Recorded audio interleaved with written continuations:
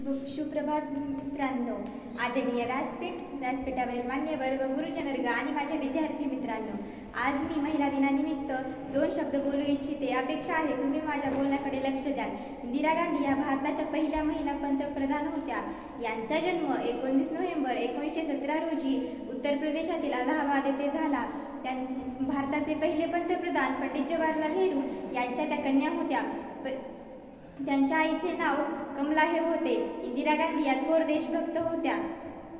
त्यांनी त्यांच्या पंतप्रधान काळात भारताची आर्थिक, सामाजिक, वैज्ञानिक क्षेत्रात प्रगती केली.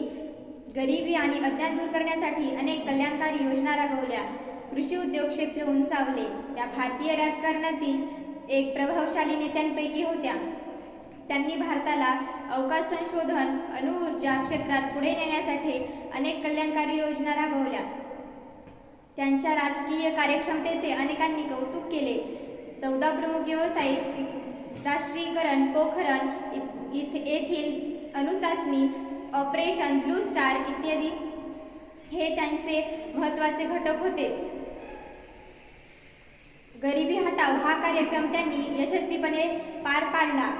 दुर्दैवाने 31 ऑक्टोबर 1984 रोजी त्यांनी अखेरीचा श्वास घेतला. त्यांचे कार्य आणि विचार आपल्याला प्रेरणा देतात. मी एवढे बोल माझ्या छोट्याशा भाषणाला पूर्णविराम देते. जय हिंद, जय भारत.